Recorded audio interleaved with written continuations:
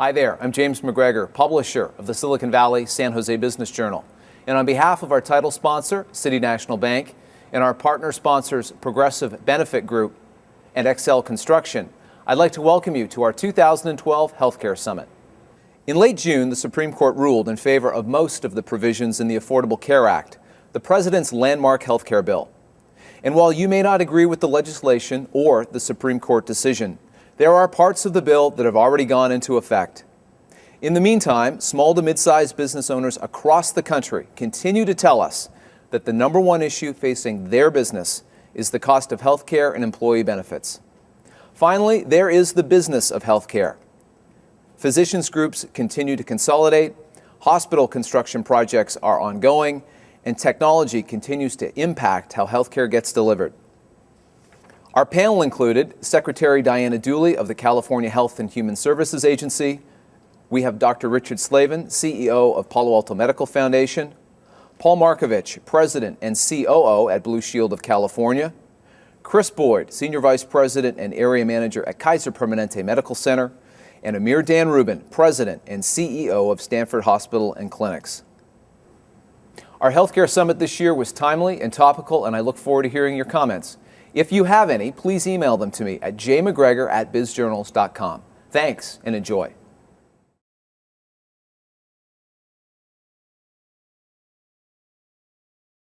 The questions this morning are broken up into two parts.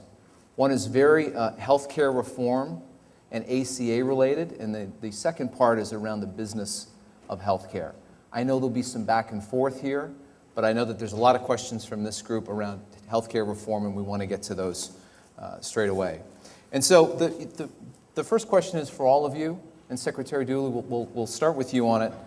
So now that the Supreme Court has upheld the Affordable Care Act, how does the state start to prepare for 2014 when the majority of this legislation goes into effect?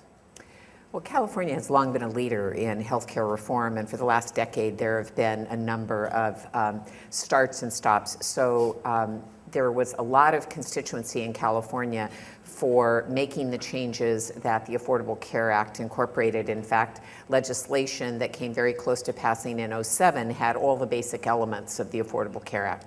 So we're ahead of the game in that there's a much greater understanding among our body politic. Sure.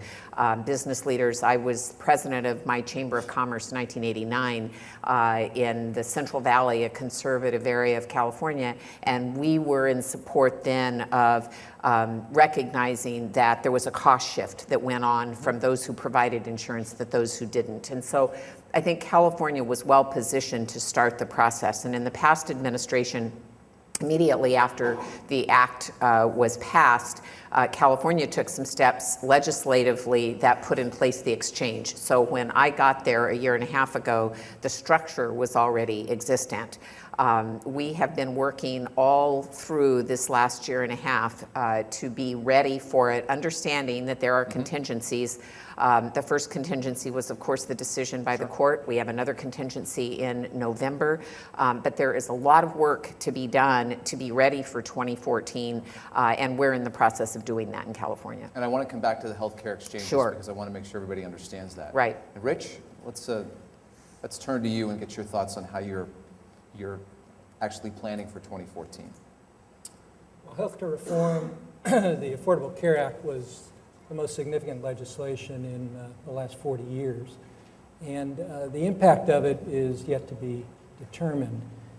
The key components were to provide health insurance to those who are uninsured and to do something about bending the cost curve, if you will.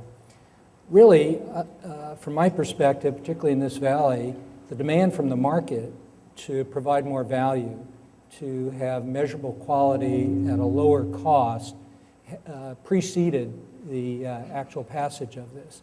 So all of our efforts are directed towards enhancing the value for our patients, working with employers as partners, and the health insurance exchange is just a part of that. I want to come back to this enhancing the value comment. Paul. Well, it really falls into a couple different categories. There's a list of things that all health plans need to do to comply with the law. So things like ensuring that all dependents up to the age of 26 get coverage with their parents' policies, medical loss ratio rebates, if your medical loss ratio, if you don't pay claims as a percentage of your revenue up to a certain level, you have to rebate customers under certain rules. There's a whole collection of things we've been doing up until this point and through 2014 to just comply with those facets of the law. And then, of course, there's preparations to serve exchange members, which I know we'll talk about later. Yes. And so it's really fallen into two categories for us, kind of that, I would say, that compliance part, Okay. and then the what we can do to help cover a group that's been uninsured basically up until this point that's going to get insurance through the exchange in 2014. Chris. You know, for Kaiser Permanente as an integrated delivery system, as a model, you know, we cover the health plan, the hospital, and the medical group. And, you know, we think we're very well positioned as 2014 approaches. You know, President Obama was quoted as saying that, you know, if our health system had adopted, you know, it was Kaiser Permanente, Cleveland Clinic, Mayo, Geisinger, you know, if our health system had adopted some of our efficiencies, then we wouldn't be in the situation where we are right now. So I think for Kaiser Permanente, our transition to 2014 is going to be relatively easy compared to what others may be facing.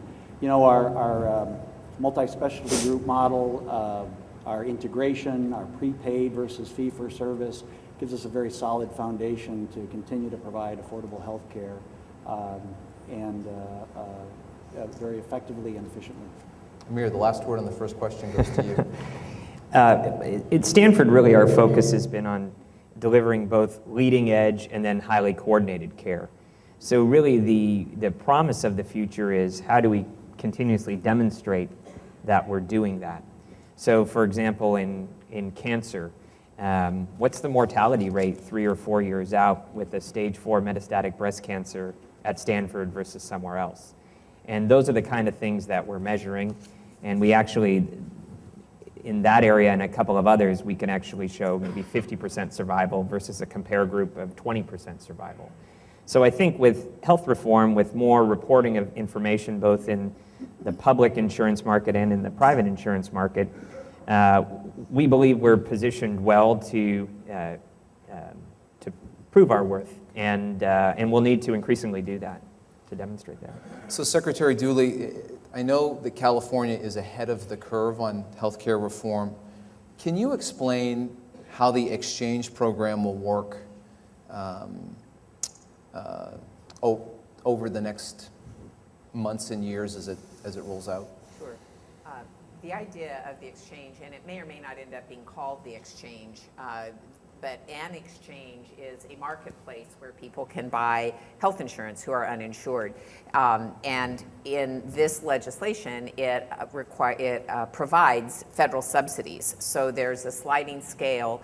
There are two parts of the ACA with regard to getting toward universal coverage. It will not satisfy universal coverage primarily because there will be some who will pay a penalty instead of get health insurance, and it doesn't cover undocumented residents of the state. So in California, that's a significant issue, that there will still be uninsured. But of those who are eligible to get insurance, up to 138% of poverty, which is about $30,000 for a family of 4, they will be able to get the government program, which in California is called Medi-Cal, and above that level, up to 400% of poverty, which is about $90,000 for a family of 4. There'll be a sliding scale of subsidies, and they'll be able to go to this government-sponsored exchange. Private plans will offer their product on the exchange, and it will be a transparent, trusted place for people to buy insurance, and that's the only place they can buy insurance in order to get the subsidy. There will be also the opportunity for unsubsidized purchasers to purchase their insurance through this exchange. That's the individual exchange, and then there is what's called the SHOP, the small business health program that will allow small businesses to come to the exchange, have their employees come to the exchange, and where now most small businesses that offer insurance can only offer one plan, the beneficiaries, their employees, would be able to have a choice of the options. They may have more than one plan to choose from. So that's the basic structure of the exchange. And are those supposed to be in place by 2014? They will be in place by How far 2014. down the road are you in terms of? We're very far down the road. The exchange is governed by a 5-member board. 2 of them were appointed by the former governor. I'm the only representative from this governor, and there's an appointee from the Senate and one from the Assembly. Paul Fuhrer, who many of you know, has long been the chair of the Pacific Business Group on Health, was appointed by Speaker Perez and serves with me on the exchange. And we have we let a contract for the IT system just a couple of months ago. We're working very cooperatively within the administration to integrate the Medi-Cal with the private product that will be offered on the exchange. We've got many steps. We have to determine what the essential benefits will be. We have to determine what the qualifications will be for plans who will offer their product, what kind of information they will have to share in terms of their networks and the quality factors that we'll talk about. All of those decisions are yet to be made, but they are sequenced over the next 18 months, and we're currently planning to have an open enrollment period October 2013. Okay, terrific. So this next question is for the 4 of you, and Amir, I'll start with you. At the center of the healthcare law, what you heard was that it needed to provide access and control costs. Do you think the law accomplishes these 2 objectives? And if not, why not? Great question. Well, there's a lot of things that need addressing in our healthcare system, and the 2 big ones I would say on a national level were access, or the problem of the uninsured, and the second one arguably could be cost. And I would say the Affordable Care Act focused more on the first, in the sense that it has expanded insurance coverage and some insurance market rules, but didn't really fundamentally, outside of some demonstration projects, change major reimbursement systems. So that's why a lot of us are very interested to see what happens in November with sequestration, and how do we continue to fund Medicaid and in the state and the federal government, as well as Medicare. One thing that I think is clear, one trend that is clear, as Rich said before, both in the commercial market and in the government market, we're going to continue to need to demonstrate our value, and I think reimbursements are going to be challenged. Chris? You know, I agree with Amir, is that, you know, access has been pretty much it seems to be the focus. And, you know, when you look at it from a national perspective, this is going to be a varsity sport with 30 to 32 million new, you know, entrants into the, you know, that have coverage. But, you know, and why there's still some question about cost, the fact is, you know, these folks are getting health care now. They're just accessing it through the emergency department. So that's probably the most expensive way. So now when they're moving into, with coverage and moving into providers' offices and medical homes, you know, that's going to be quite a reduction in cost by not having to access the emergency departments at a time when they probably are very, very acute and the cost is very high. And Paul, access and affordability, is it there in Yeah. the law? Well, I guess the first thing I'd say is, with something as large and as complicated as healthcare, there's no one step and no one piece of legislation that's going to solve everything, and we shouldn't expect that. It clearly makes a huge step on access, which in and of itself helps with affordability, because the system itself is not sustainable with so many people outside of it just running to the emergency room and trying to treat things on an urgent or emergent basis. Whereas a lot of the costs associated with that are subsidized by people like you and your employees, who have to pay much higher premiums on your insurance costs in order to help offset the costs of the uninsured, offset the costs of Medicaid members, of Medicare members for a lot of providers. And so that system is not sustainable. So just expanding access the way that it does should help in the long term, get everybody, many more people under the tent, and help with affordability. When it comes to long-term affordability, to me, it's up to us. I mean, I think the private sector needs to drive that more than the government, and I look forward to talking about ways that we can. Rich, the last word on this question goes to you. Well, access was expanded for those who are citizens of the country. It did not cover the undocumented, of which there are a huge number in our state.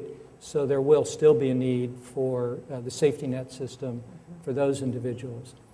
As far as cost, it's yet to be determined.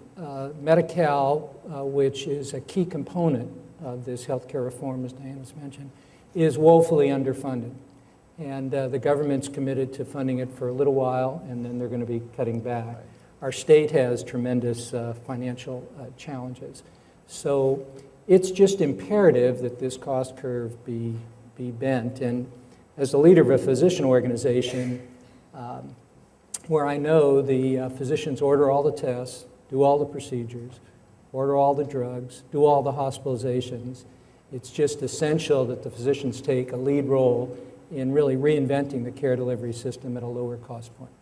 So, I'm sorry. No, if I may, I would just like to say something about the cost, because I completely agree that the structure of the ACA didn't address cost in the way many wanted it to during its process. But fundamental in the design of the Affordable Care Act is a recognition that we have to move away from a fee-for-service system. And when I first took office, I said that most significant challenge to making this work is rethinking managed care. Managed care became sort of a sense that it was bad HMOs denying care to people. And yet we hold Kaiser up as a gold standard, and it's sort of like when people say keep the government out of my Medicare, they don't think of Kaiser as an HMO because they like Kaiser and they don't think they like HMOs. But fundamental to the Affordable Care Act is coordinated care. Right. And as Dr. Slater just said, having the physicians at the lead of that coordination is a significant difference, working together with the plans and working together with government. But I really want to emphasize that rethinking the coordination and integration of care and moving away from a piecemeal payment system, which is what we have, where the more you do, the more you get paid, is fundamental not just to the system, but to the body politic, to the people who are coming and asking for that care. So I want to stay on the cost thing for just a second. There's a study out from the Centers for Medicaid and Medicare, and it says by 2021, spending on health will consume 20% of GDP, and the various levels of government will pay half. You have said that one of the goals of the exchange program is to keep healthcare spending at equal the rate of inflation, which has not happened in a long time. So based on these estimates, how does the California exchange program in fact do that? Well, the California Exchange Program won't do it by itself. Okay. It is going to have some market power by the virtue of the nature of the participants. But we are going to have to coordinate with all the other purchasers. The purchasers through the exchange are going to have to coordinate with Medi-Cal and PERS and Pacific Business Group on Health and Leapfrog and all of the organizations that are out there trying to make changes. And it isn't just bargaining in the traditional sense of bargaining. It's really driving a change in the way we think about it. As Amir said about paying for quality, paying for value and not volume. Those are good words, but they're still at the 30,000 foot level. Every dime that's spent on healthcare today is in somebody's pocket, and we're not going to reach in and take those dimes out of those pockets without some food fights. And so it is easier said than done, but we've all of the organizations that are represented here today, have to recognize that a change is coming, and we've either got to be a part of the change or we're going to get run over by the train. Let me follow on that. And Rich, I want to go to you because when you and I spoke a couple of weeks ago, you had said that protectionism in the medical industry has a big impact on costs. Can you explain what that means? Sure. The politics involved in approval of the Affordable Care Act, you're all aware of. The Democrats in Congress voted for it, the Republicans all voted against it. But the lobbying was really intense. So that who was doing the lobbying? Big pharma, medical device industry, hospital industry, physicians, and insurance industry. And when I say protectionism, we have a medical industrial complex at this time. You know, Dwight Eisenhower talked about the military industrial complex in the 1960s. And we have something very similar now. We've gone from 5% of our nation's GDP being in healthcare in 1950 to 18% now, and that's continuing to rise. So as Diana said, there are winners and losers in this reform. And those who are profiting from the current system don't want it to change and are ferocious in their defense, if you will, and their lobbying to try and protect it. I know there are probably some in this room in the medical device industry. And I'll just say there are some devices that are a solution looking for a problem. And there are others that are wonderful solutions. So that's what I was referring to. So the next question is for all of you, but Paul will direct it to you and we'll kind of make our way around here. We know that business hates uncertainty, and supporters of the healthcare law say that the Supreme Court decision provides certainty for patients, for doctors, insurers, and hospitals. Is this an accurate statement? And with an eye on November and potentially uncertainty there, can you explain how it's going to have an impact on clients in your business? Well, I actually think it's, look, this isn't death and taxes, right? There will be a vote in November, and so things could shift or change. All signs right now say this is the law of the land, it's legal, it's where we're headed, and therefore we're all preparing for it.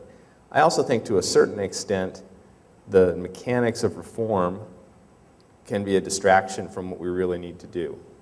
What do you mean by that? The bottom line is, even if the Supreme Court had struck down the Accountable Care Act and it was gone, we still have a crisis of affordability. Okay? We are on a trajectory where effectively a dysfunctional healthcare system will bankrupt us as a society if we don't tackle this.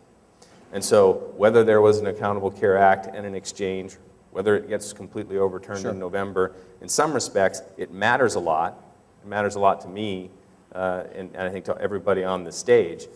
But what really matters to make it work, or to make any future system work if it gets tweaked in some way, is we've got to make high-quality healthcare accessible to everyone, and the only way to do that is to make it affordable, which means we have to fulfill the goal that Secretary Dooley was talking about, getting healthcare costs down to CPI.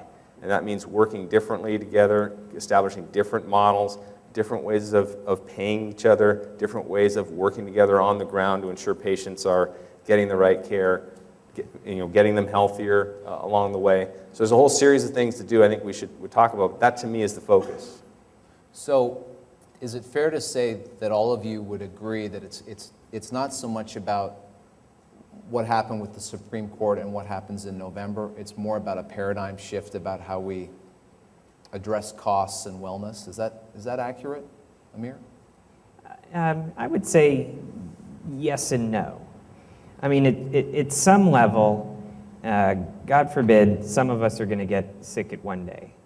And then what's it about? So it's about improving health or alleviating suffering, living your life, or sometimes ending your life. And so, I mean, at the core, it's about taking care of people. And within that, there's all kinds of challenges, right? There are going to be new innovations. There are going to be new devices. The other day, we removed a brain tumor out of somebody's eye, pulled it out of their eyeball, and they went home the next day. Yeah, it was an 80-year-old person had brain surgery through their eye, and they went home. Was that a good thing? Was it not a good thing? We just got $40 million in grants from CIRM for stem cell research. We're about to do a trial, one on essentially bubble boy disease, and another one on essentially teaching the cells inside your body to fight cancer so you wouldn't need chemotherapy. Actually, your own system would attack it. You know, God forbid if you had a diagnosis of cancer, would you want that? So I don't think the challenges of healing go away, and I don't think we as society are not interested in those things. I think the question is, how do we do that in a coordinated way? How do we do that in a way that differentiates where there's high value versus not high value? How do the constituents, including the beneficiaries, recognize the relationship between those services and the cost? Sure. So I don't think it's it's simple to say when you're not sick that it's all about cost or system organization or a different model of care. If you have a loved one who's been sick, and I have, it's about something else at that point. So I think in the context, we have to remember that. Chris and Rich and Secretary Dooley, I want to get your additional thoughts there before we move. The question again? Well, yes, that question. We know that business hates uncertainty, and what a lot of the proponents of the law say is that the Supreme Court decision provides that. Is that accurate, especially what's... Well, the certainty, I think, and I agree with Paul, that, regardless of what happens, if it were to go away, we just cannot sustain, the rate of increases. The trajectory is just not sustainable. So something has to happen. I think, though, as it does if it does get passed and it moves forward, there's great uncertainty within the model itself. Who's going to show up with the exchanges? Is it those with pre-existing and healthy, members don't show up? That's going to be a problem. I think there's an uncertainty with, the 30 million or 32 million, across the country of finding medical homes. So there's a lot of things that are going to have to be worked out as we go forward. Rich, last word on this? I think there's certainty that there's going to be a healthcare exchange. There's certainty that there's going to be insurance company regulation. There's a lot of uncertainty about how all this is going to be funded. There's going to be tremendous debate over time about that. There are a lot of pilots going on as part of this. And those pilots, whether it's accountable care organizations, bundled payments, et cetera, a lot of payment reform, provider reimbursement reform methodology that's being tested now. Sure. And out of that, I expect will come something that provides more certainty. Do you want to add to this, Secretary? I want to go to that accountable care organization, because what I said before about rethinking managed care and the ideas of HMOs, there are these demonstrations where there are accountable care organizations, and they are led by physicians. That is a physician relationship in managing the care, which is fundamentally different than having the insurance company manage the care, although there is still management of care by the plans. And what is important about that, it seems to me, is the attitude of the beneficiaries. We have an expectation about care that it should be like a public utility. Everybody should get some basic level, but we don't regulate it or treat it like a public utility. We have a private market, but the private market doesn't operate like most private markets. We call it insurance, but we all expect to use it. You don't expect your house to burn down and cash in on your homeowner's insurance, or you don't want to get in an accident to cash in on your auto insurance, but you all pay your auto insurance. There is an expectation that if you're not sick, you shouldn't have to buy health insurance. And if you have health insurance, you expect to go and get something for it. And we have a lot of value conversation and evidence-based medicine that is going to take the leadership of the medical community to help patients understand what value is and whether they, and as long as they're paid on a procedure basis, they're not going to be motivated to have that conversation about whether it's value. And I'll use this as an example, mammography. I'm 61 years old. I have no history of breast cancer. I don't need an annual mammogram. But my mental attitude is that I should have an annual mammogram because that's what all the hype is about. So I skipped a year of a mammogram, and I was so impatient to get to that anniversary so I could. So I recognize that from a patient standpoint, we have to think that we can get along without as much intervention as we might expect to ask for. And employers have to help in promoting wellness and providing incentives. There are a number of things that we have to do across the community, not just in the medical community. Rich, yes. I'd like to follow up on that. I imagine most of you in this room are working for companies that are self-funding their insurance. And Palo Alto Medical Foundation is committed in this valley to working with local employers in what we're calling a shared risk model. So it's in partnership with the insurance companies where we are taking the risk for the total cost of care, not just the doctors, but the pharmacy, the hospital costs, even though my organization doesn't have any hospitals. So it's working in partnership with the MIR, partnership with El Camino, and partnership with Sequoia, but taking responsibility for the total cost of care to drive that down.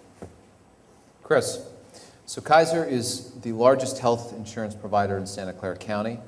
How does the healthcare exchange program planned in the state impact the Kaiser business model?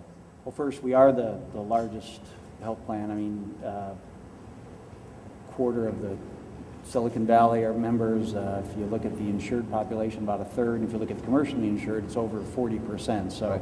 That's a very prominent in the Silicon Valley. We're also an employer, a large employer, 11,000 employees and physicians between Kaiser Permanente Santa Clara and Kaiser Permanente San Jose. So we look at it from both sides.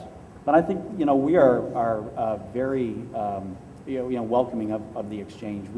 We believe that our integrated model puts us in a very, very good position. From a provider side, where you have, speaking on for the medical group and the hospital, our integrated model and the electronic medical record is very, very efficient. And so we believe that efficiency, when you look at it from a health plan side, allows us to come to market with lower rates, and we're going to be very, very competitive in the exchanges. And remember how the exchanges work. I think Secretary Dooley, you mentioned that these are where multiple carriers line up, and we compete on quality and cost and service, and we think we're going to do very, very well there. It's a marketplace where low income and medium income and small businesses can buy affordable care. And right.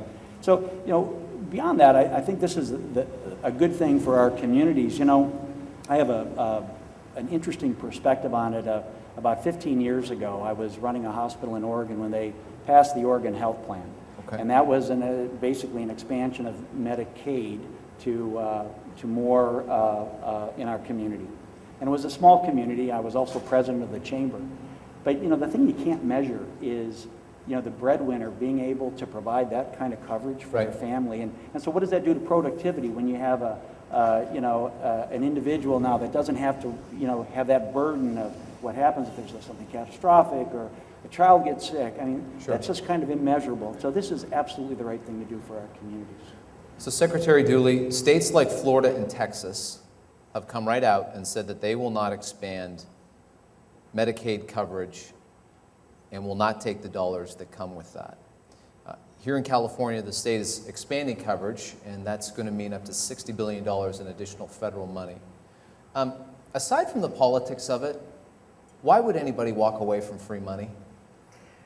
There isn't an answer aside from politics. And I think that we will see some changes after the end of the year, whatever happens Okay. in the politics. But the obligation of the state to take care of its people will exist. And I think what will happen in those states, many states, if not all of them, is the same thing that happened with the children's health insurance program in the 90s, where many states said they weren't going to, and that was the ratio of spending on the children's health insurance program was 65% federal and 35% state. In this case, it's 100% federal until 2020, when it becomes a 90-10. So even out over time, the federal government's going to pay 90% of this. I think what's going to happen in those states is the same thing that happened with the CHIP program, where the providers of care are going to persuade the political leaders in those states that they need to take this money, because not only do the beneficiaries need it, the poor people need it, but the people who are providing care to those people need it. And there will be some change. It's just as there was at CHIP, there were about 30 states that said no at the beginning, and within 5 years, every single state in the country is participating in the CHIP program. Okay. We've spent a lot of time this morning talking about the Supreme Court decision, and our attendees this morning submitted a lot of other questions around health care and employee benefits. I have several of those, but I want to let each of you just share with us. This is the speed round, everybody. In about 30 seconds or less, a couple of major initiatives in your organization that are not specific to healthcare reform and Supreme Court decision. And Amir, we'll start with you. Great. Well, at Stanford, as I said before, our focus is delivering this combination of both leading edge care, so care that can have the highest level of effectiveness, but also care that's highly coordinated. And really that's where our focus is. So as we look going into the future, we too are a very integrated organization. All of our physicians are part of our organization. None of our physicians make money if they run more tests.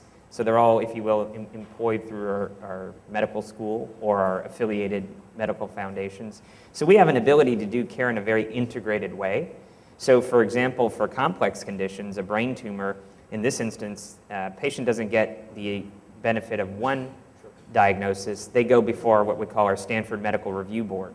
So we actually have all the neurosurgeons, the neurologists, the neurointerventionalists, the radiation oncologists, and the researchers debate that diagnosis. And we believe that approach of multidisciplinary care and highly coordinated care will deliver great outcomes and cost-effective outcomes. What's happening with the hospital expansion, construction, the project? The project is going great. It's a very big project, and we have a number of projects going on our campus. It's over a $2 billion project, unlike the $1.1 billion that was in the ad. So if anybody wants their name on a portion of the building, please see me afterwards. But it's an exciting project because we're partnering with a lot of industries, a lot of people in this room, and also a lot of Silicon Valley. So we have partnerships with Apple, eBay, Intel, Intuit, and we're designing a hospital and rooms and telecommunications of the future. So it's going to be really phenomenal. Chris. I'm going to take is that working? Hello? All right, it's got it. I'm going to pick a couple. One is our focus on specialty referrals. The transition from a primary care office to specialty referrals. And outside of Kaiser, outside of an integrated system, one of your employees will go to see a primary care physician. Say there's a skin lesion, they'll say, okay, you need to go see a dermatologist. So a schedule will be made sometime after appointment will be made sometime after that visit, and another day off of work to go see the dermatologist. Right now, over 50% of all specialty referrals are made in the primary care physician's office. So there's great connectivity within Kaiser. Let's use that dermatology example. 3 things can happen if you have an employee with a skin lesion. You can take a picture, you can securely email it to your physician, and a diagnosis can be made and a plan can happen.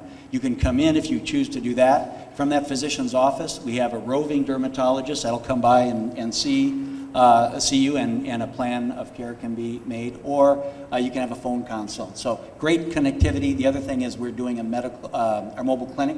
We're just piloting at a couple of our larger accounts, and where you can get everything from testing, you've got immunizations, you've got chronic care, based chronic condition treatment.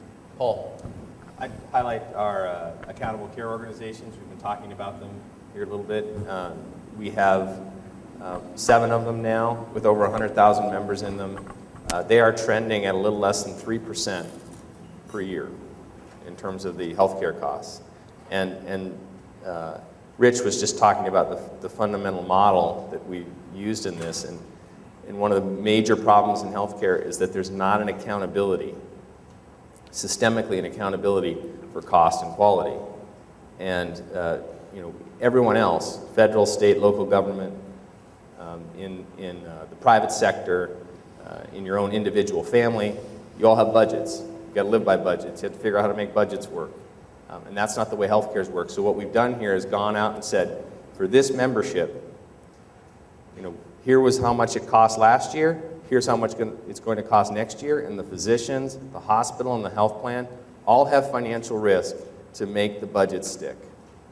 And of course, there's also some quality improvements underneath that we're accountable for driving as well. So that's what we mean by an accountable care organization is, let's start getting a budget process, a budget discipline in healthcare that exists almost everywhere else in the world, but hasn't in healthcare, and of course has had predictable results. Rich. We have an 80-year history of physicians working together in an integrated, coordinated way, providing superb care. Our metrics as far as quality have always been tops in the state. Our challenge is to get the waste out. So we've adopted Lean as an operating system in our organization to engage everyone in a relentless pursuit of waste in our systems, in our processes. We have all of our specialty physicians getting together by specialty, providing them a lot of data, cost data as well as quality data, and looking for variation reduction. And it's just fantastic what they learn from one another by looking at that kind of data. If you look at the total cost of care, 40% of all healthcare expenditures on the sickest 5%, 85% of all healthcare expenditures on 15% of the population. How can we manage those sick of the sickest best? How can we avoid hospital admissions, avoid hospital readmissions, really manage them more intelligently than we are now? We have palliative care programs, advanced illness management programs, and that, to me, is all part of reinventing the care delivery system. 30 seconds or less, Secretary Dooley. Coordination and integration are the words that you need to remember. It's what we're all trying to do, and we're doing that with the Medi-Cal population in a variety of ways in California. I'm also engaged with a number of other states in an effort to explore the fundamental financing system of the federal government's relationship with the states through its shared spending that has stimulated spending. It's a system that incentivizes spending instead of savings, because in California, we're a 50-50 state. We spend 50 cents, we get 50 cents. There are some southern states that get 75 cents for every quarter that they spend. So there isn't an incentive to be economically sound. And so I'm working on a national project with some other states to look at the fundamental. We have to go to a capitated sense of risk sharing and comprehensive integrated approach, and the incentives have to be right, and the incentives are not right. We still have providers that are paid on a cost basis. The Medicare program in 1965 started as a cost reimbursed system, and by 1970, 4 years later, there were significant changes in cost problems. So the cost problem has been around for a long time, but we're looking at it both in a micro way and a macro way. This next question is specific to Amir and Rich, and Amir, I'll start with you. But how patients interact with their doctors is changing. The days of the single practitioner are long gone, and organizations like PAMF are growing. Why is this change happening, and why is it so pronounced, and is it good for consumers? Well, I think a few things. I think, first of all, consumers are not monolithic, and healthcare systems are not monolithic. So there's probably not one right answer for every consumer in every system and every market. And the other thing we're learning with the human genome is a lot of things drive us, and a lot of us are different. So I'd say, first of all, I believe there will and there should be different models of care and different systems and different choices, and consumers will choose the different ones. But having said that, in a general sense, I described a multidisciplinary way of care for very complex care to get better diagnoses. The other things we're doing is something we call our ambulatory intensive care unit. It's actually an outpatient clinic and program where we're handling very complex patients with multiple chronic conditions, congestive heart failure, COPD, diabetes. And in that environment, we have a team-based approach. Yes, there's a physician, but we have a dietitian, we have a social worker, we have a psychologist, we have home monitoring. And so depending what the condition is, a different team may be the best way to do it. We're doing a lot of information technology approaches. We have a full integrated record. Our patients can email their physician in clinics. We have some pilots where we're monitoring biometrics at home. So I think depending on what it is we're trying to solve, we should use all available tools. We should use everybody in the team, and we should leverage technology as well to deliver that great quality and great value. Rich? Well, the complexity in healthcare has gotten extreme. Tremendous regulation, tremendous compliance requirements, and it's just very hard for an individual practitioner now to deal with all of that. So the attractiveness of the Permanente model or the Palo Alto Medical Foundation multi-specialty group practice model has been physicians working together as a team, continuously learning from one another, having an electronic record, continuous peer review, and just the opportunity to reinvent the way they're doing things on a regular basis with the infrastructure support that enables them to do that. And an individual just can't afford to do that. The other change has been in the demographic of the physician. When I went to medical school, there was a rigid quota of 6 women in my class of 80. In California now, over 60% of the medical students are women. When they complete their training, they want to have a family and try and do it all. So we have well over 40% of our physicians are working part-time. And if you look at those who are less than 40, it's about 55% are working part-time. So the group practice model enables the individual to adapt to a lifestyle which fits their needs. Paul, do you want to add to that? Yeah, I just wanted to say, you asked about whether this is a good or bad thing for consumers. It has the potential to be either or both. And you know, it has the potential for great good in the sense that integrated, coordinated practice in a group model is what we're shooting for. It has a chance to maybe attract and retain physicians in the system longer than they would otherwise be here. It also has the potential for abuse. So to the extent you have really large groups that have a lot of market clout, and they use that to drive prices higher, and that has absolutely happened in all geographies in the United States, including California, it has the potential to do great harm to consumers. So there's the potential for both, and I think the key is if it's being used to actually make high-quality healthcare more affordable and more accessible, that's great. If it's being used to up reimbursement levels, that's not a good thing. Chris, Secretary Dooley, anything to add to that? No, Okay. everyone said enough on that. So I want to follow up, though, and this is to all of you. Access to primary care doctors is essential in diagnosing health problems early. You know, in Massachusetts, primary care doctors were overwhelmed when healthcare reform was passed there several years ago. Several weeks ago, there was a story in the Wall Street Journal, and they had a story, and a CFO of a major hospital explained that they would offset the reduction in compensation cuts by increasing patient volume. So how do patients get the preventative care that they need if there aren't enough doctors to meet the demand, and you've got people in the hospital business saying, well, all we're going to do is crank up the volume? Who would like to go first on that question? Well, Chris. I'll jump in. You know, the Massachusetts model was a real eye-opener for all of us. And you know, the thing with Kaiser, though, and I think this is reflective of all of the top flight organizations, is we are going to attract the new physicians. I mean, it's very, very competitive at Kaiser Permanente. Just this past year, one of the things I really enjoy doing is being able to address the new residents. And we had a internal medicine residents, 19 of them. That came from a pool of 1,500 applicants. 250 interviews, and we ended up with 19. So I think those that are known to do things very well are going to continue to be attractive. And the Kaiser model is attractive to the new physicians. You know, they don't want to, isn't like, you know, in the old days with the new physicians are working 80 hours in the emergency room, you know.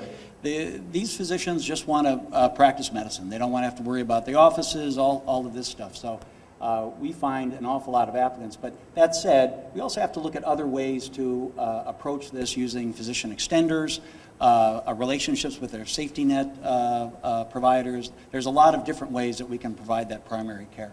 And Paul, Rich, go ahead. Well, I was just going to say, we need to be thinking about this differently. And there's a number of, you talked about technologies, there's a number of companies out there, lots of organizations, and sort of reinvent the primary care model. Clearly, a part of the answer has to be making sure it's attractive as a practice so that we have enough physicians in the system. But we also can't keep having everything go to the doctor the way it's going to the doctor when there's plenty of other alternatives that can be used in a way that's safe and clinically appropriate. Give me an example of that. Well, you've got urgent care centers that could be used. A lot of people can get questions answered, say, at a pharmacy that wouldn't be required. There's certainly nurse assistants that can help with a lot of administrative tasks and gathering of information. So there's a lot that can be done. Technology can be used to sort of gather the information and provide reminders and contact in a way that a physician themselves doesn't have to. So I am not the clinical expert here, but I just know there's an awful lot of people working on how to improve the productivity of an individual primary care physician, and we're going to have to leverage that, I think, to make this work. Rich? Well, the primary care physician is the foundation of the healthcare delivery system. We're very lucky here in Silicon Valley in that there's significant coordinated care delivery system in Kaiser and in our system. And as Chris just mentioned, we are very, very fortunate in that we are able to attract from around the country the best and brightest primary care physicians. That is not necessarily true in many other parts of the country. But I'm very confident that we're going to be just fine here. The key is reinventing, again, I'm using this word repeatedly, the care delivery system. It really has to evolve to a team. Using extenders, the physician will probably be the captain of a ship, so to speak, the captain of a team, maybe managing a team of 6 or 8, quote, providers, social worker, pharmacist, nurse practitioner, physician assistant, and that's what I see going forward. It goes under the term in some places primary care medical home, but the whole concept is to leverage all of the talent in the healthcare field to maximize each individual's capability. But so I'll follow up on that though, because I read a statistics that primary care physicians make about half of what a specialist makes. And then the second stat I read was that across the country, there will be at least 5,000, or that there will not be enough doctors up to 5,000 in terms of the shortfall. And in fact, in Riverside, I think the state has just opened up a new school there, a new medical school. Can you talk about that, Sure. Secretary Dooley? The medical school isn't open yet in Riverside, but it's on its path. It's had a 20-year history with UCLA, but it is moving through the University of California. But I think there are a couple of things. I agree with what they've said here about the benefits of the Silicon Valley and the advantages you have, but I would disagree with Richard. It's not just other parts of the country that don't have these benefits. There are many parts of California that don't have these benefits. And I think we're going to have to do, while the ideal is to have physician extenders and physicians as the captain of the ship managing the care, I think we're also going to have to think about some more independent practice and scope of practice issues.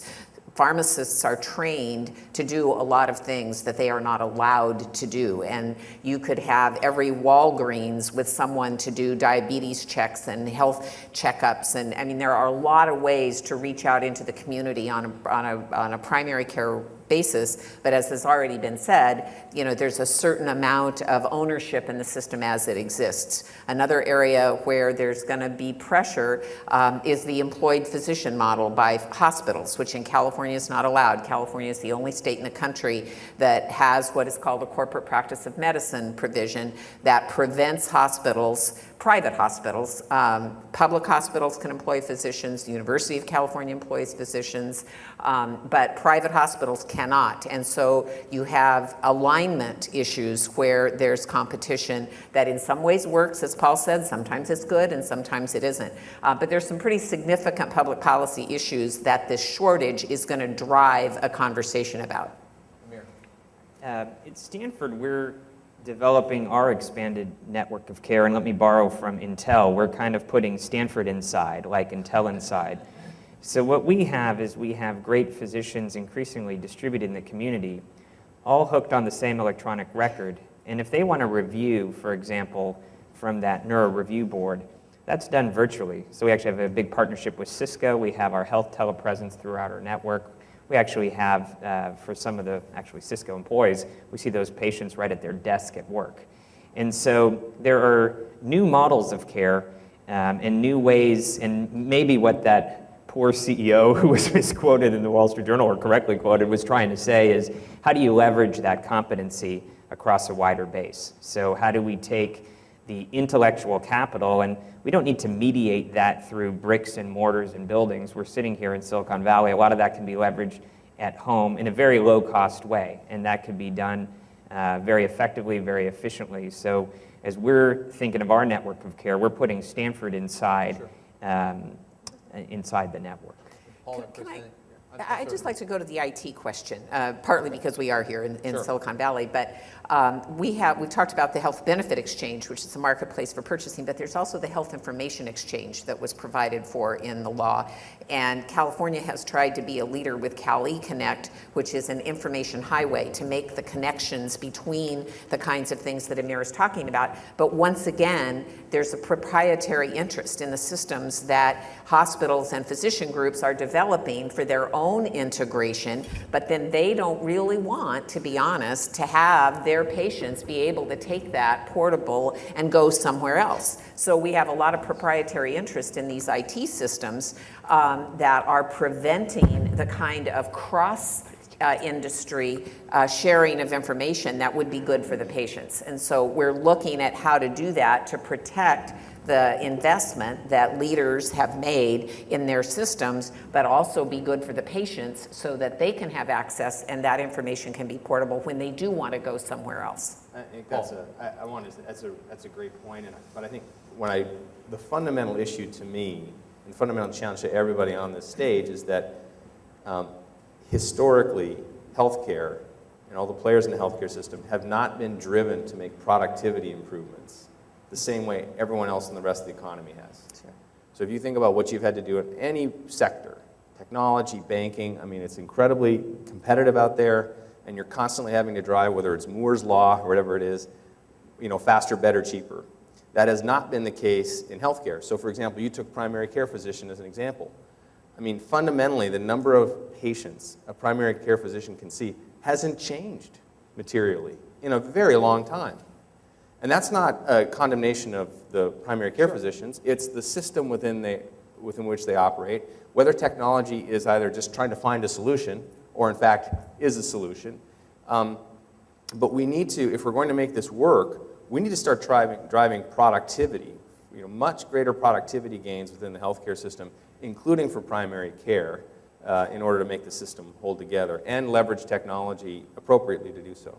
Chris. I think I'd push back a little bit on from a hospital side. I mean, we've been chasing productivity a long time. As reimbursements are ratcheted down, we've had to become more efficient. But I think with Kaiser being also a health plan and having to go to market with a very competitive rate, that's what Kaiser is all about, is leveraging our technology, our integration to be able to drive down costs so that we can go to market with a very competitive rate. And we talk about access and how our members, you can. The best app I think is you use the phone. We have apps that you can make your appointment, you can read your lab tests, you can get pharmacy refills, all right here. That's just making it very, very efficient and convenient for our members. So, James, you can just kick me from across there if you need to, if I'm hogging too much of the time. I appreciate that, and I think we're all working on things in our own area to improve productivity.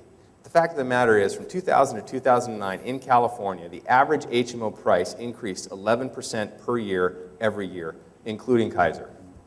Okay? So I don't consider that a productivity improvement, or a dramatic or material productivity improvement.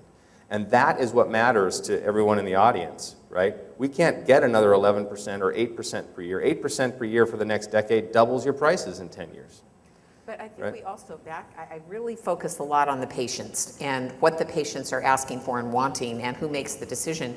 It's still, we really trust the white coats. The doctors are the ones that we want to have, and I think we have to help encourage the medical community to empower others in the system and to use the physician extenders to let their patients understand it's okay to see a nurse practitioner. It's okay to call the nurse hotline.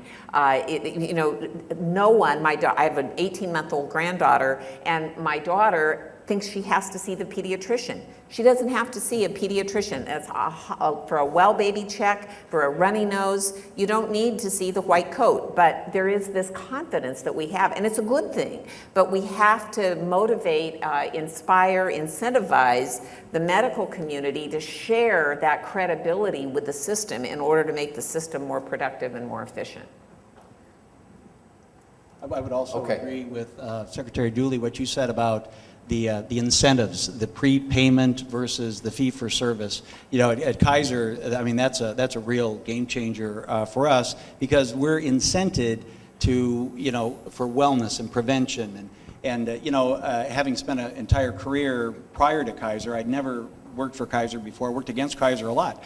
But, so when I got to Kaiser, the old habits die hard. So I'm calling in to say, what's the census in the hospital? And in the fee-for-service world, you got a full hospital, so you're going, oh, that's great. In Kaiser, they said, hey, we're pretty full. I'm going, yeah, no, that's terrible, because those beds are already paid for. That's what prepayment is all about. So it's a good day when we have an empty hospital and the community is well. I want to talk about Valley Medical Center just for a minute, and this question is for Mir, Chris, and Richard. The reality is that running a county hospital is challenging at the best of times. However, the reality is at VMC, they have gone through a couple of CEOs in the last few years. They've had a lot of other high-level departures in the last year. If you were hiring for that job, who do you have to hire, and where can you find them? Because that job is so important to healthcare delivery in Santa Clara County. And Amir, I'll start with you. Interesting question. Well, it's very relevant to Stanford. People know Stanford as kind of a world-renowned academic medical center and highly differentiated, but you may not know we're the only level 1 trauma center between Santa Clara Valley and SF General. We operate the helicopter program for the region, and we serve everybody, including the essentially between 1 and 4 and 1 and 5 to this point who have been uninsured. So certainly the success of Santa Clara Valley as another prominent trauma center. We're obviously a teaching program and a training program, and we train residents that go work in all of these institutions, and we have residents that practice at Santa Clara Valley. So it's important for our patient care mission as a regional trauma center, certainly for our research mission.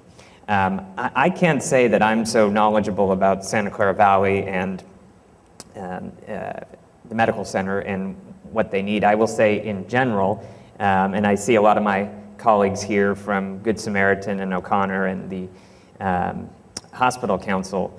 I think in these fields you have to be driven, and certainly Secretary Dooley in the same way, you have to be driven by mission and vision. You have to be able to look past the crossfire sometimes and focus on the goal.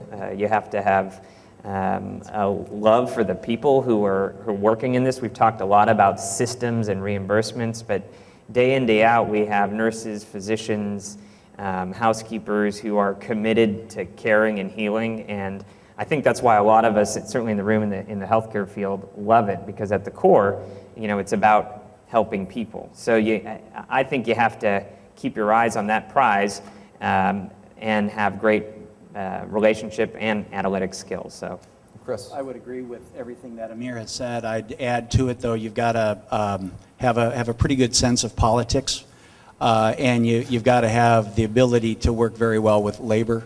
That's going to be key. But I know, Dr. Smith and Renee Santiago, those are some pretty good minds, and they've, what I understand is that they've broadened the net to the stakeholders' involvement, so I think they're on the right path to find the right individual. Rich? It's a critical asset in our community. I had the pleasure of having part of my training there a long time ago. I think the comments that have been made are right on. It's clarity of vision, build a team, have clear direction, and cheerlead. I want to come back to technology for a minute because all of you have talked about it a little bit this morning.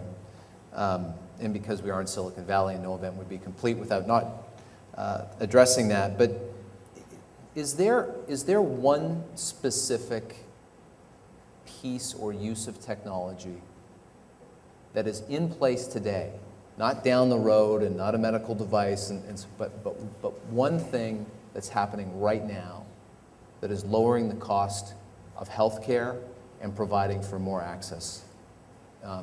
Well, I'd start with the electronic medical record. Okay. Physician order entry and electronic medical records are extraordinary.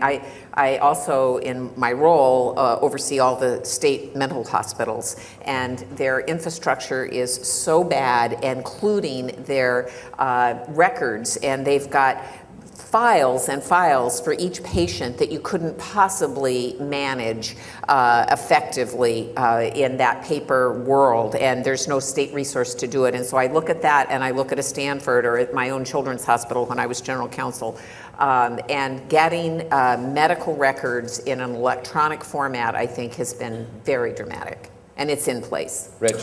So we've had an electronic medical record for 15 years, and it's a tremendous boon to the practice of medicine, to communication. But the key addition has been the connectivity with the patient. So we developed what we call PAMF Online, which Kaiser's now using, that has the ability for every patient to access their entire medical record Okay. from anywhere in the world, and also to email their physician, email questions, prescription refills, appointment requests. That technology is fantastic. It has the reverse ability to, and this is a big challenge going forward, is how are we going to educate our patients to care for themselves? So being able to display their laboratory testing in a way over time that lets them see the progress of specific interventions, as well as targeting them towards vetted educational sites. That to me is the biggest advance in the last decade. Paul? Yeah, two quick things. I call out Castlight, an independent company that's headquartered in San Francisco. They're doing a lot of transparency tools that people can check the cost and quality comparisons. There's very big differences in cost for things like colonoscopies and other tests, and that's been a very effective tool inside a number of employers. We've also been using social media tools in our wellness programs, so creating kind of almost Groupon type programs where the financial incentives to participate in wellness go up when a higher percentage of employees participate. And when you wrap some social media tools around them where you know where you're going at different points, it's a very effective way to change behavior within an employer group. So I think those two are two that are working. Chris? Yeah, I'd echo the earlier comments on the electronic medical record. You imagine the power of when, as an employer and you have an employee heading into the emergency room in an integrated delivery system like Kaiser, where you go into the emergency room at 3 in the morning and at the fingertips, a physician knows your complete medical history. They know what tests have been done leading up to this. There's care plans, evidence-based care plans that talk about where you're going to be going next. I mean, it's incredibly powerful. And then you add to that some of what Paul said about the connectivity from the home, being able to schedule your appointments, be able to email your physicians. The electronics are just the thing I point to. Amir? Since I'm last on this question, I guess I'll be a little more provocative. Actually, Kaiser, Palo Alto Medical Foundation, and Stanford all have the same electronic medical record system, so we all have equivalent capabilities, but that's pretty rare. And I think It's an interesting... And can you share that information? So Rich and I have been working on that. I think we're the largest exchange between two institutions in the United States. So we obviously collaborate, and sometimes we compete, but we certainly collaborate in this, and we've just implemented a health exchange program that will communicate across other electronic records. So I think there's a lot of opportunity there. Having said that, to be a little provocative, I think there will be very exciting and interesting medical breakthroughs, and this whole field of immunotherapy and teaching the body's immune system to fight cancer from within. What if we eliminated surgery, radiation, and chemotherapy with the infusion of a single antibody? And so there are examples of that. There are certainly trials of examples of that coming down the pike. So I think there are things that are very exciting there, and I think in diagnosing. For example, we have invented and discovered and then developed a nanoparticle that binds to a certain brain tumor, a certain type of a glioblastoma, and basically only lights up on the scanner if it has that type of cancer. And now we're working literally on X-ray goggles, so when the surgeon does the surgery, he can see at the molecular level if he's got all the tumor, versus doing a cut, imaging, coming back, doing more surgery, then doing more radiation. Sure. So I think there's some very exciting whiz-bang things that, of course, all of these are research-based, and these are some of the things that we're exploring at Stanford. But I think there can be a remarkable and they're future. Close. And I think they may be close. They may be close. They may be close, but I think the trajectory is definitely here, and I think what we'll find also with the human genome, we only understand a very small number of it, but for example, now we know with breast cancer, it's 16 different types of cancer. And people say, well, what's the best diet? Should I have the low fat, the glycemic diet? Well, it may be different. It may be 27 different ones based on a number of different factors. So I think as we advance our medical knowledge, we can more tailor care to patients. So I think that has still a humongous potential to transform medicine. Rich. I think the Human Genome Project and what is going to evolve in clinical genetics is just at its infancy and is going to tie in a little bit with what Amir is talking about. Just really personalized medicine, personalized care based on your own genetic makeup. You talked about the Stanford Capital Improvement Project, and I'd like to hear from Chris and Richard because I know you've got some capital improvement projects happening and planned and announced. Can you give us kind of an update as to what's happening into next year in 2014? Well, we've got, for Kaiser Permanente in Northern California, we've got 3 replacement hospitals currently in construction and will come online in 2014, early 2015. More in the Silicon Valley, we've just opened a medical office building in our area, and we're planning. A lot of it depends on how we model healthcare reform and Sure. what the needs will be, but we're making those decisions as we speak, probably with 2 medical office buildings in the Silicon Valley. Perfect. Rich? Well, part of it is, a life cycle of a facility, which may be 40, 50 years.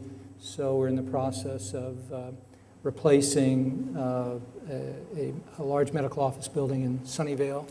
We've just started construction at Holly and 101 in San Carlos of a new medical campus, which starts with a large medical office building and will have, as part of that medical office building, all the infrastructure that a hospital would have except the beds, and then add the beds at a later date.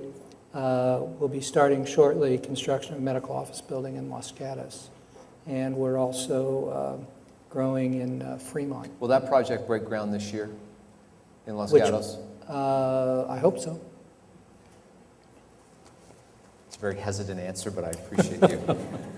I want to talk about wellness for a minute because you've all addressed it a little bit this morning. The reality is Americans eat too much, they don't get enough exercise, and as a result, it costs more money to take care of them.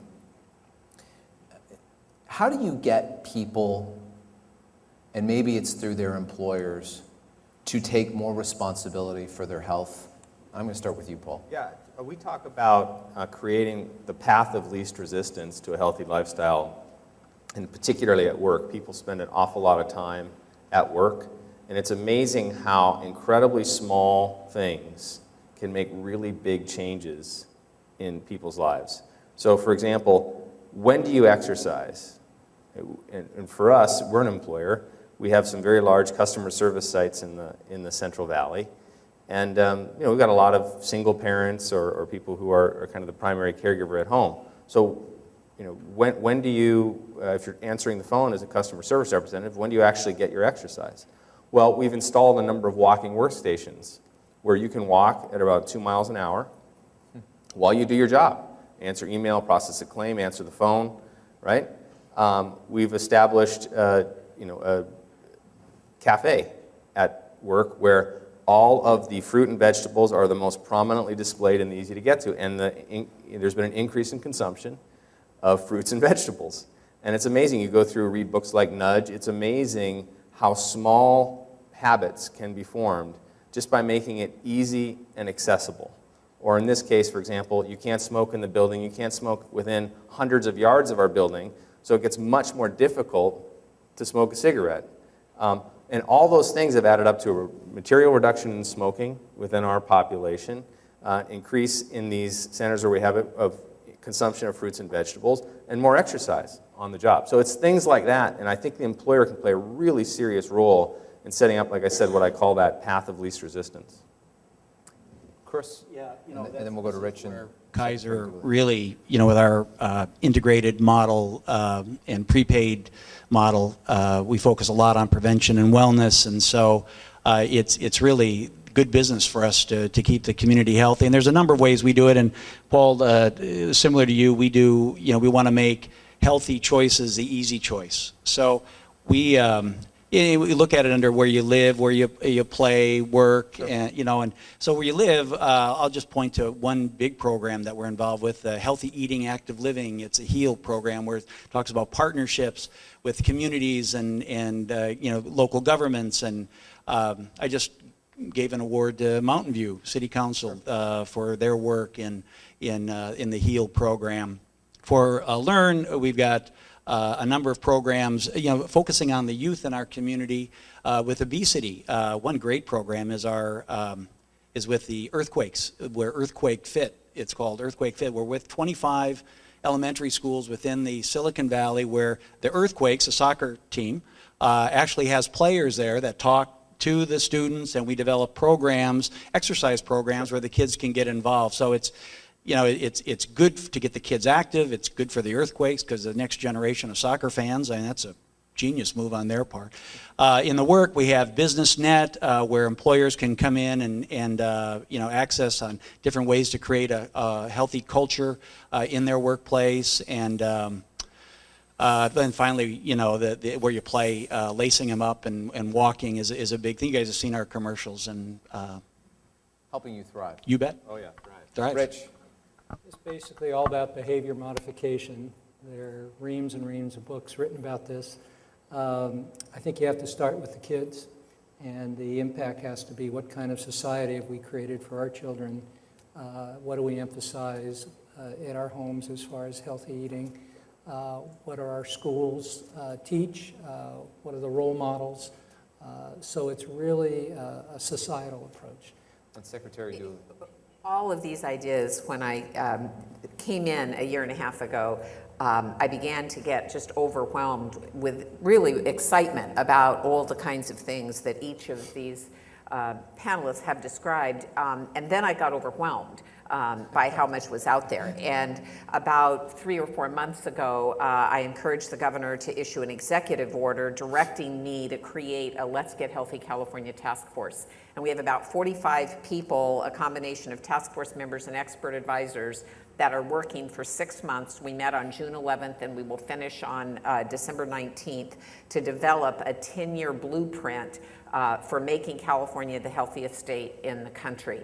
And these are very excellent people. They are the best and brightest minds throughout California. And Don Berwick, who was the head of the federal Health and Human Services Center for Medicare and Medicaid is my co-chair with this effort, and our goal is to pull together sort of to do two things. In the first part, we're going to set some targets. What should we measure, and if we meet our first, what do we measure, and then what should the targets be, so that in 2020 we can say this is where we were in 2010, and this is where we are in 2020, and now we are the healthiest state in California, in the country. And then what are some what do we need to make recommendations to do, and create a library or a toolkit so that people can access and share these fabulous ideas, and they are very robust. There are so many people doing such wonderful things that we hope by the end of the year we can have something that will be usable for everybody, private employers, healthcare providers, everyone in California. Amir? Yeah, I would agree with what everybody said. I too am a student of the behavioral economics and all those books, and I think actually there's a lot we can do on the benefit plan side. I mean, if you look even at Medicare, what does everybody do when they get Medicare? Well, they buy a Medigap policy that eliminates the deductible and the coinsurance. So, you know, when I'm at a buffet, I eat more than when I order one entree. I probably eat the equivalent of 4 entrees. So some of that could be regulating the restaurants and trying to create the right incentives, but some of it is on the demand side, and I think actually some of the move to consumer-driven plans and high-deductible plans with the right wellness incentives, the exchange is going to have those kind of opportunities. I think that makes a lot of sense. We're doing also a lot on patients post-procedure. We're Stanford Cardinal, so we have now the Cardinal Commitment. For example, after a heart procedure, we'll promise that you never come back, never in quotes, if you do these things. And what if we check in on you? And what if that has social networking, and if you don't take your meds, your mom pings you every morning? Maybe that would work. So, Or you ping your mom. or yeah. So I'm taking a mom. I'm complying. So I think there are a lot of things from the field of behavioral economics, either as Rich said on the front end, good education and role modeling the schools, on design things like Paul described, and also on these compacts with patients, both with financial and the way we design the system. So I think we've covered a lot here this morning, and we have time for one more question. And it's the 10 words or less answer that I'm looking for. So in 10 words or less, what would be the one takeaway that you want this group to leave with this morning? And Rich, I'm going to start with you. Change is continuous, and you're very lucky to live in this valley with the resources and healthcare that are available to you. Paul? I'd say use your power to make high-quality healthcare more affordable. Chris? Thrive. Amir? I think we have the power to heal humanity one patient at a time, and it's an incredible community here that can make a big difference. Secretary Dooley? Just do it. Can you give our panel a round of applause this morning?